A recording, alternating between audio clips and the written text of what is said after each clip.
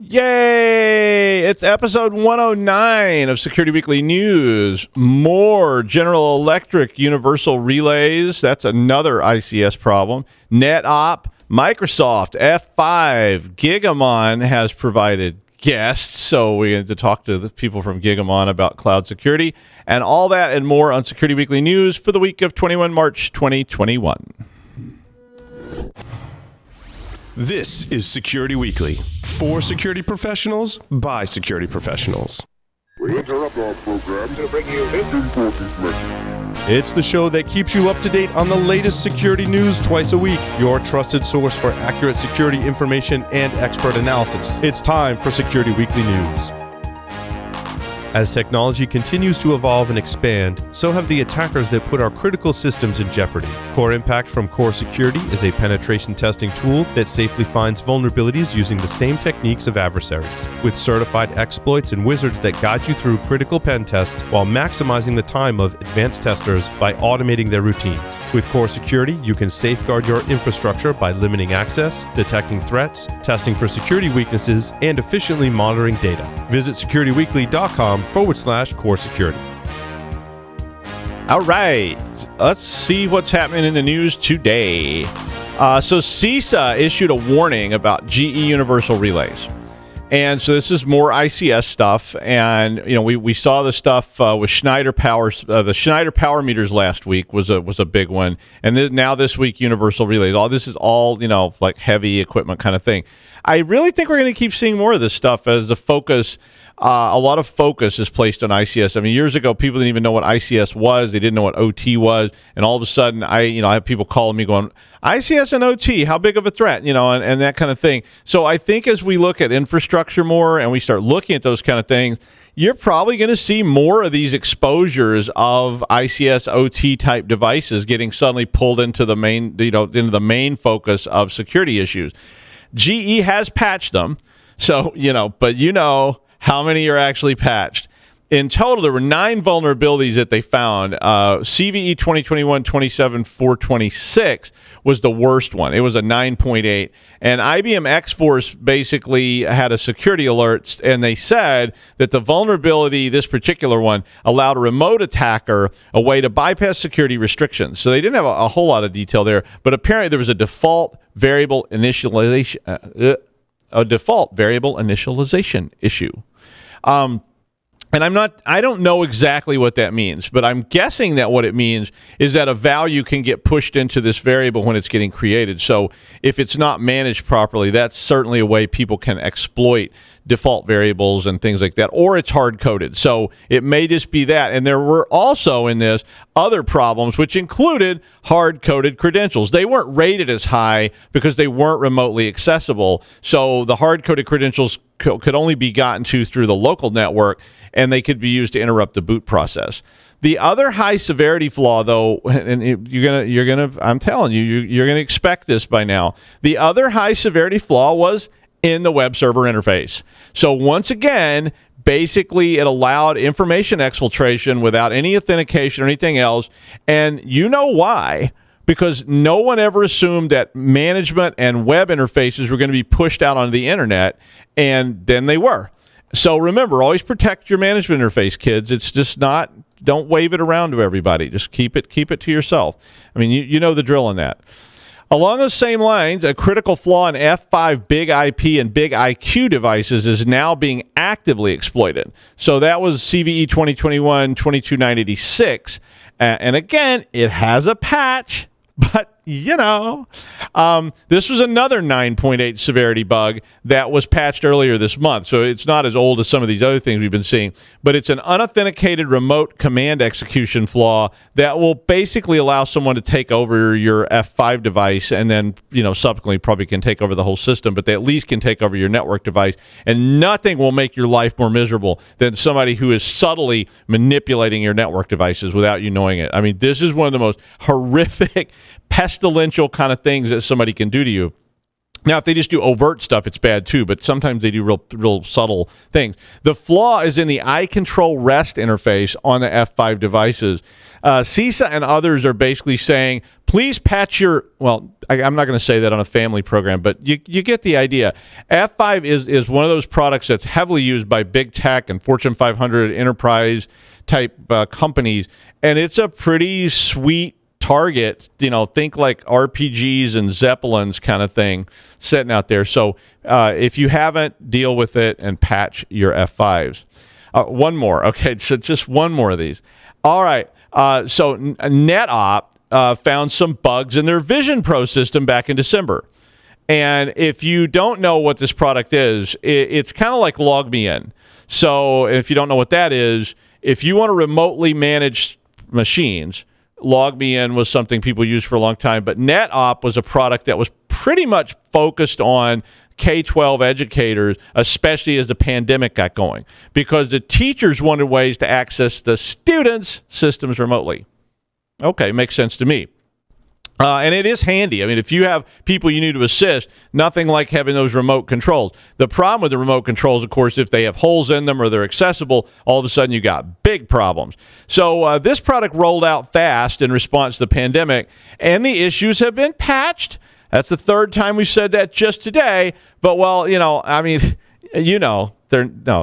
did patch it, yeah. So there's lots of unpatched systems. So the first issue that came up in this was that the feeds that were being used were not encrypted, which, man, this thing was sending like these sort of screenshots, and I was trying to read it, and I was thinking about how you do that, and I couldn't decide if it was the buffer for the video, like it was an actual static buffer that was being pushed over the wire. I mean, obviously that's happening, but or it was actually something else. But it sounded almost like it was just a series of standard sort of static screenshots that were being sent in the clear. So anybody on the local network could then just grab that stream and they could recreate what was going on the other person's screen. And apparently that resulted in some students' privacy being violated and teachers' privacy being violated and so forth and so on. A second bug in this was allowing for token spoofing so that another attacker on the network could actually emulate the teacher and get access to the student's desktop. Okay, so one thing you'll learn real quickly about managing like high school and middle school students is that they have a lot of idle time. They will spend it finding ways to exploit your networks.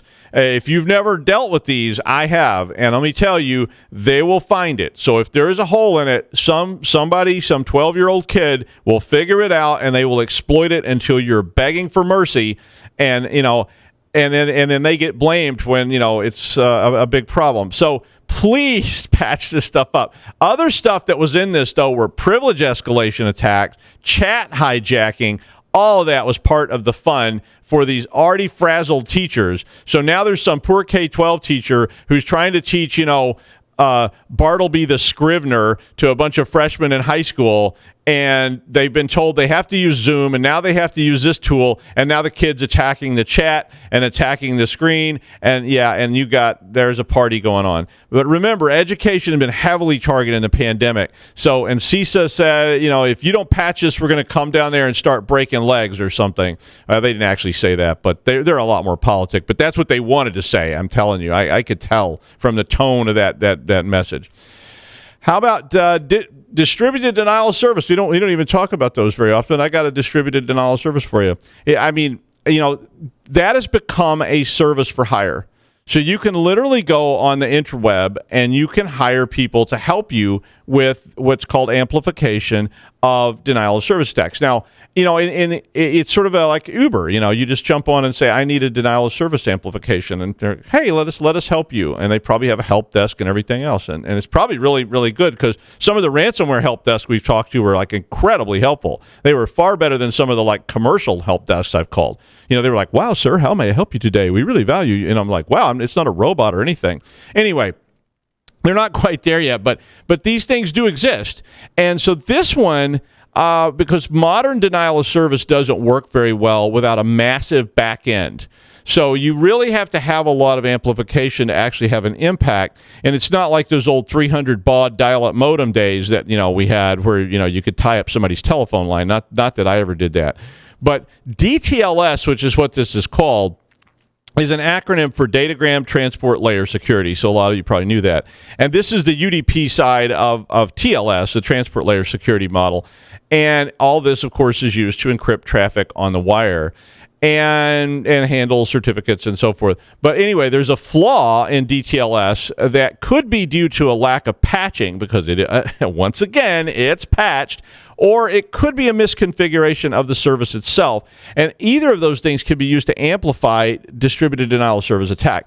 Link 11, who was doing some of the research on this, said that the use of DTLS flaws have led to an amplification factor of 35.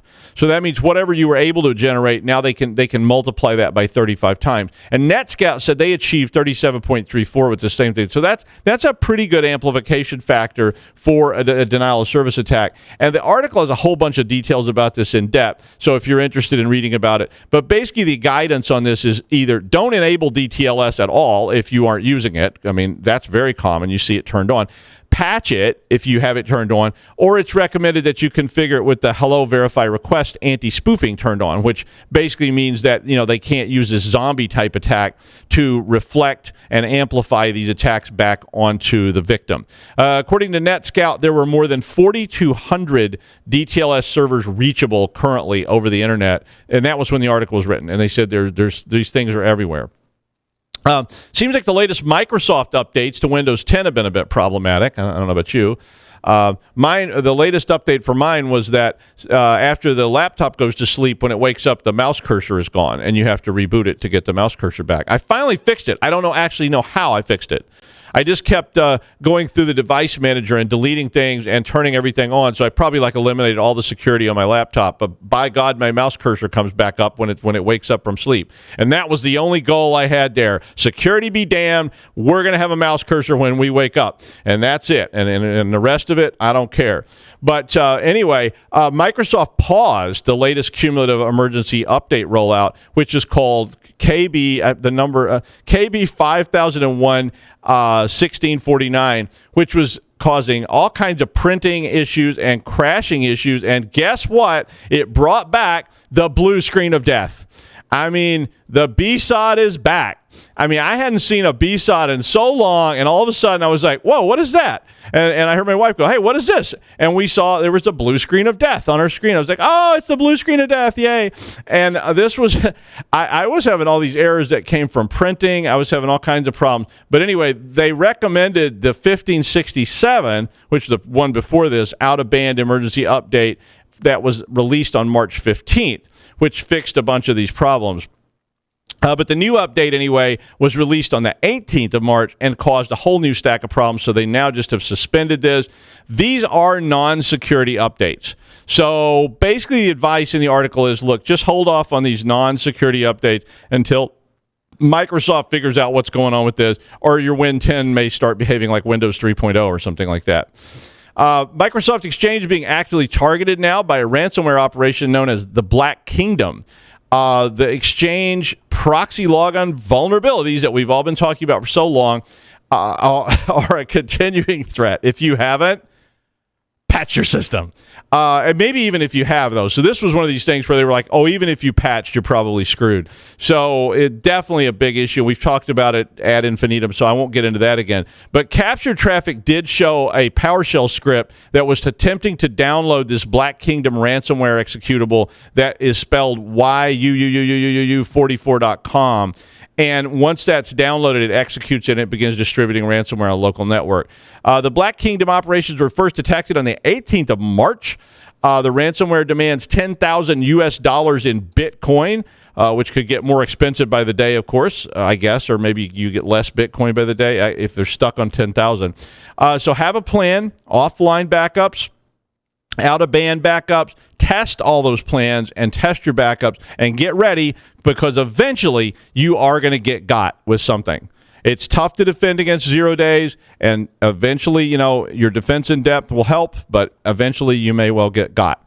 When we return, Martyn Crew and Baseer Balazadeh from Gigamon will join us to talk about cloud security, so stick around.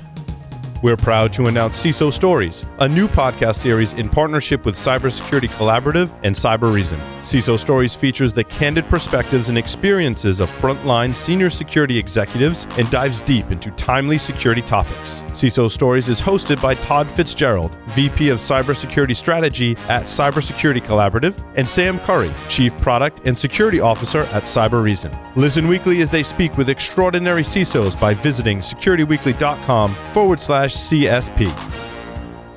Martyn Crew is the Senior Director of Solutions and Partner Technology, and Baseer Balazadeh is the Senior Technical Marketing Engineer from Gigamon. Hi, guys. Welcome to the news show. Hey, Doug. Hey, Doug. Thanks for having us. Yeah, thanks for being here. We try to take time to talk to some industry people every now and then. Martyn wanted to give us would you just tell us a quick rundown on what is Gigamon actually? Yeah, you bet. Happy to do that. And then Baseer is going to talk in more detail about what we're doing to secure the hybrid cloud. So I'm going to just share a couple of slides just to make sure everybody is familiar with Gigamon and what we do.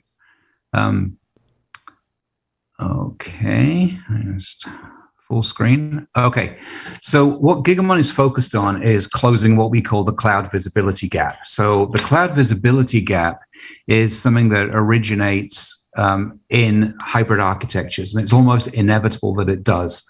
You know, given the complexity of the hybrid networks that most of us are managing these days, and given the proliferation of tools, specialist tools that we need, you have all of these essentially point-to-point connections across the network. They get unmanageable, performance gets hit, visibility gets hit, and as a consequence, security gets hit. So what we do at Gigamon, and we've been doing this now 10 years with 4,000 of the world's largest and probably most complex organizations, is we essentially put an abstraction layer between the two. So instead of all of these point-to-point connections, we have one fabric, we call it the Gigamon Visibility Fabric, and it weaves together all of these connections. So we acquire all of the traffic originating from the network. We aggregate everything together in a single place. We can take it through transformations, like we can deduplicate traffic, because often with a hybrid network, you're tapping multiple points. Very high probability you're going to get the same traffic coming up again and again. So we can deduplicate.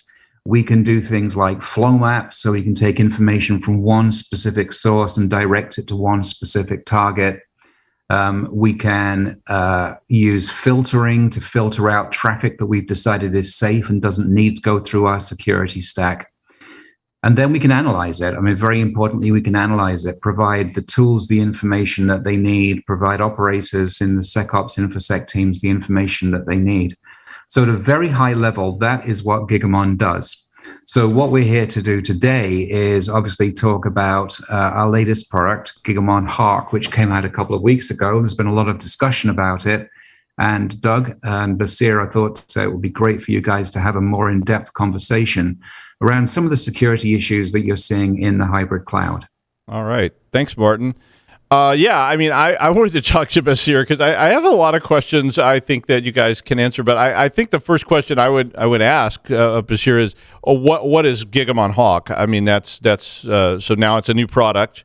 So what's it do? Well, thanks, Doug. So it's the Gigamon Hawk is, if you could imagine a hawk soaring across the fields, having a great visibility into your infrastructure, and also being able to do something about it. So Gigamon Hawk, so this is something that Gigamon has been doing for a while, since 2015. We've been being able to provide that visibility, that especially the east-west visibility within a virtualized environment, that we're able to go into, get the right traffic, and as Martyn showed, do something with it.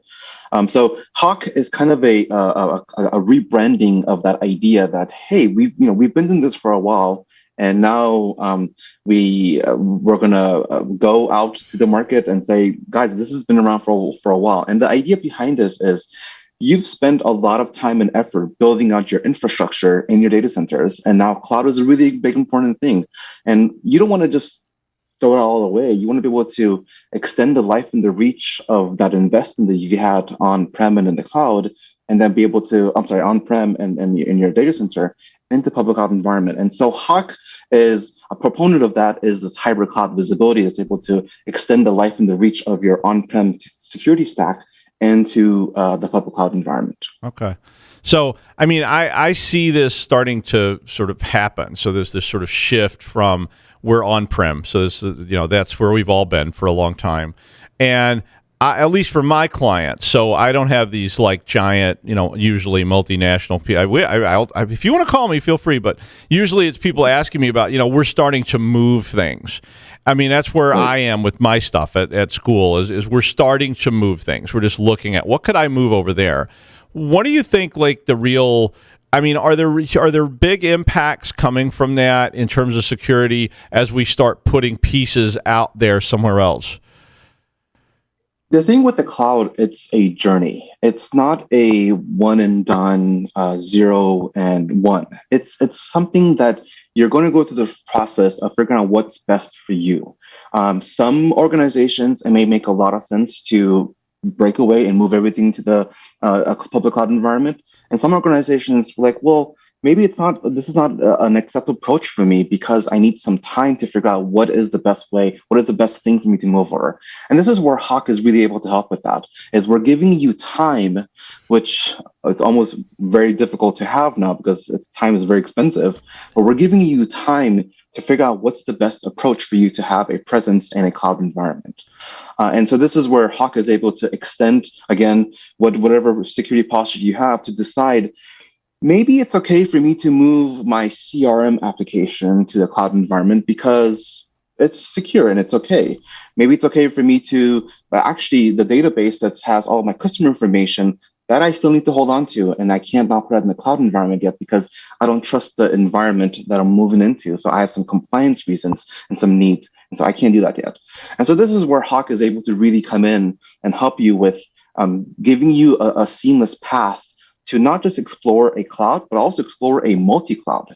And one of the things that's the beauty of having a public cloud environment is rather than putting all your eggs in a single vendor's basket, you could spread your load across multiple vendors. And that's also another thing that Hawk is able to provide you is the single abstraction layer across multiple clouds. So that's just like the best way. That's like a control center I can sort of use to visualize everything I'm doing, right? Is that where that sits? That's one of the aspects. And one of the teams that I deal with a lot is the security team. I deal with the networking team. I deal with the cloud team. And sometimes they butt heads because they're like, the security team's like, I need this. And the networking team's like, I have the finite amount of resources I could provide you.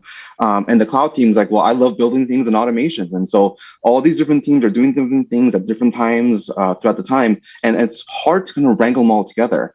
And Hawk is able to bring all these different teams together and provide the best of whatever each team needs to do what it is they need to do.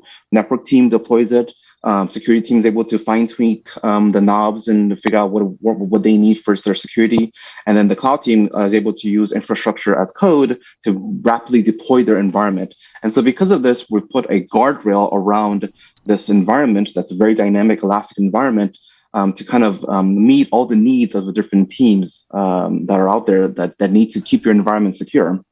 Well, yeah, leading up to this show, I was thinking about like questions that I get asked all the time, and one of those questions, and one of the questions I feel I have a pretty good answer to, which is about, is it safe? I mean, this is like always this sort of lead question, and my answer was, well, if it's not, these big providers are going to get sued to the ends of the earth. So yeah, it probably is, because I always, follow the money.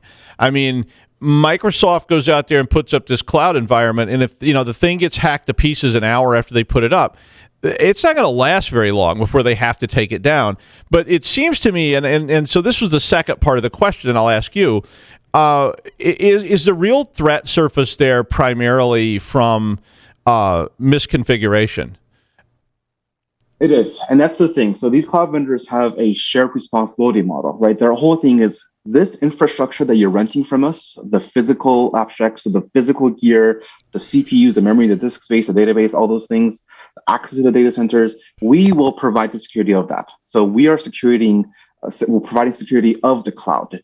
You, customer that's using the things on top of that, it's your responsibility of making sure of what's secure in the cloud. And so this responsibility doesn't go away. And so most of the times what happens is a lot of people have this misconception that, oh, I'm moving over to the cloud, so they're taking care of it. It's like, no. All the same security requirements that you had in your data center, that still needs to be applied into somebody else's cloud. Basically, all you're doing is you're renting equipment from somebody else. It doesn't mean you're giving away your liability. That's still your responsibility. I think that's part of the sort of marketing threat to security too, because marketing likes to sort of make it sound like your one-stop shopping source for all your troubles being solved. And and at least people that call me with this are like, I'm holding a pamphlet. It says that all I got to do is push this button, and all my dreams will come true. And I'm like, yeah, I think the hardware is safe. I think the shell you live in there is safe, but they're basically just throwing you out there. I mean, I tell my people, look, it's exactly the same as the regular internet. If you take an asset and you expose it to the internet, it's no different in the cloud than if it was sitting in your server room. It's the same problems. And all those problems are yours. They're not going to be solved for you by the provider. The provider's giving you the space to make all the mistakes you want in. And if anything, it's actually gotten more challenging, right? Because when you had it in your data center, you, the operator, had a single choke point that you were able to allow the in and out of your environment. Now with the cloud environment, the attack surface has become so much more bigger, because you can have a developer go swipe your credit card. They'll have access to unlimited resources globally. They could expose something, and then you, the network operator, or you, the security guys, like, how do you wrap your arms around this? How are you aware that what your developers are doing in an environment that you no longer have control over?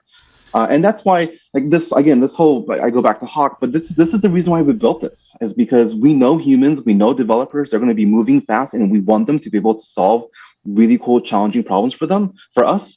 But at the same time, we also want to put guardrails around them to make sure that we are hyper aware of what they're doing without being super invasive in their environment. Well, yeah, I mean, I think what I've seen in that a lot is just sort of the idea that get it done. And so we get back to this I always call it the engineering model, because engineers want to solve problems. They don't want to, and they want to solve it as simply and quickly as possible. And when we get told to move to the cloud, or the CEO calls and says, let's do cloud, and let's do it by Monday, because we've got a shareholders meeting, and I want to be able to go to the shareholders meeting on Monday and say, we're in the cloud, committed. Right. And I think a lot of developers then are just told, look, move these resources and move them today. And that worries me a lot, because I think that's where you get into so much trouble, because you don't think this through. And you have this the story I always tell about it was, a long time ago, I went to Europe. It was the first time I had ever gone to Europe, and I don't know why this is some kind of psychological thing. I walked out of the airport, and the airport I walked out of was Schiphol in Amsterdam. And for some reason, I thought, this will just be a quaint little land I can cruise around without a map in. I have no idea why I thought that. But I think a lot of times we have that same attitude. We sort of jump into these new lands and we say, oh, it'll be like Disneyland, and there'll be a map, and it'll say you are here and you need to go there. And it's not. I mean, it's the Wild West, and it's this wilderness. What do you think the biggest threat is? So what is the biggest security threat to these environments? I think it's exactly what you just described, as having this notion that because through marketing that we are coming to a safe land, you're coming to a safe location. And it's like, actually, it's quite the opposite. You have access to unlimited resources on a global scale. So the amount of damage that you could cause is actually exponentially bigger than what you're able to cause into your own infrastructure. So do not just walk in there blindly. And another thing that I also, with technology, we're making a lot of this stuff up. So and we're moving at the speed of light. So things move very fast. Things move very quickly. So things that might really sound super exciting and revolutionary are great and amazing. But then with great power comes great responsibility also too, right? So you can't just blindly walk in there and like, yes, I have unlimited this. I'm like, whoa. I need to think about my consequences. And I think one of the things that's happening now is because we have all these apps on our phones that we push a button and something happens, we don't think about the underlying stack, all those years of technology advancements. It's all been abstracted from let's fire this thing up. That. No, I was on Azure the other day. I was like, I just go for it. I didn't want to push that button and say, go live, let's do it. And then, then I was like, wow, I wonder how many problems I just created. Fortunately, mine's a dev, so dev is fine. If it gets hacked to pieces, I'll just delete it and start over. But I mean, for production companies, they're doing the same thing, and they get people going, hey, I want this, and I want this, and I want this. Thank you, Baseer and Martyn. I really appreciate you being here. If you want to learn more about Gigamon, please visit securityweekly.com/Gigamon. And like I said, guys, special thanks for being on today. Welcome. It was a pleasure. And anytime you want to come back, let me know. Baseer and I can always talk about cloud. I'm Doug White, and that's the way the news goes. If you can get a vaccine, and let's end this nonsense. And otherwise, I'll see you Friday. So thanks for joining us.